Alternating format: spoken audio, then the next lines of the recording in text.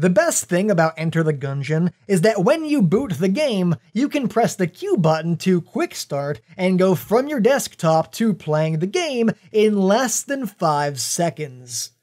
What caused this to grab my attention was that I was attempting to play Metal Gear Rising the other day, and when you boot it up, it has a total of 6 unskippable company logos. One for Konami, Kojima Productions, Platinum, Havoc, Cryware, and Nvidia. Then after that, we get a shot of Raiden opening his eyes and the logo, which is also unskippable. Then you have to select the save file you want. Then you click the continue button, load the game, and then finally, almost a minute later, you're allowed to play the damn thing.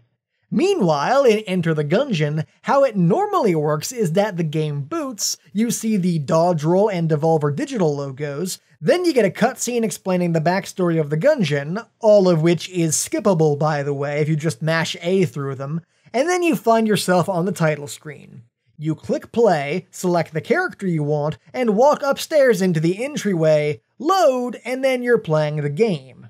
But how Quickstart works in Enter the Gungeon is that it skips the company logos, start menu, and overworld, and jumps right into loading the actual level while automatically selecting the character you used in your last run.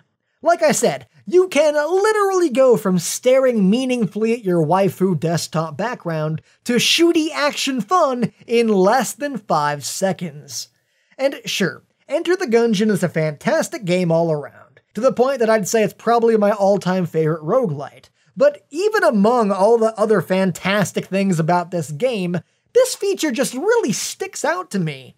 I mean, the very essence of a roguelite is that they're supposed to be really short, snacky games, the kind of thing that you play when you've got 10 minutes to kill. And whereas another game might waste 10% of that time, Gungeon makes sure not to waste a single second. It lets you start playing literally as fast as is physically possible, which is amazing and wonderful, and I love it. But it really made me think, why don't more games do this? I mean, does anybody really like splash screens? After I've sat through your opening screens and menu at least once, is there really a point in making me do it again? Well, there are a couple reasons why this feature isn't more widely spread. For starters, some games like Darksiders and Prototype can use them to hide the loading screens, so that the game will start instantly once you hit the continue button, although this is so rarely the case that I think it barely warrants mentioning. Secondly, some game engines like Unity come in multiple versions, and often the cheap ones force the game to start with a "Made in Unity" splash screen. So some smaller indie games simply might not have the budget to make that decision, but I don't particularly mind that. It's the people who do actively have to choose to waste my time that I have issue with here, not the small guys who literally don't have a choice. Another reason they might be included is as part of a contract agreement.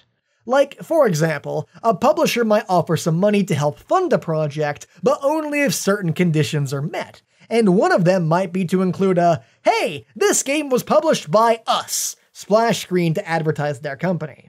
And of course, the devs themselves also potentially gain free advertising from that. Not a lot, I would think, but when you're that small, I guess everything helps.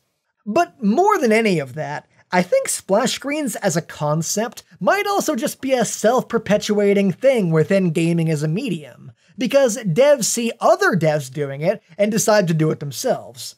It's like how at the end of this video, I'm gonna take a few seconds to advertise things like my amazing second channel, Sci Live, where I upload vlogs and let's plays and all sorts of other wonderful things, and how you can go to my Patreon at patreon.com/sci and receive tons of extra goodies for as little as $1 a month. And I do all that because it's considered normal to throw up ads at the end of YouTube videos. Everyone else does it, so why not, you know? So it's not like I don't see how they're beneficial, and it's not like I'm not also guilty of this, but at the end of the day, it does kind of come back to a very simple design principle. The less time wasted, the better. If I've already watched your intro screen once, or hell, even 2 or 3 times, there's not really a point in continuing to remind me, and continuing to waste my time every single time I want to boot your game.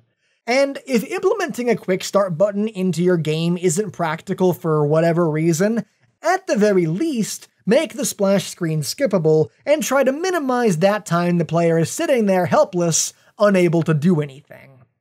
So, because it demonstrates a very clear understanding, not only of what their game is, but how people consume it, as well as a respect for the consumer playing it, that's why I think the Quick Start button is the best thing about Enter the Gungeon.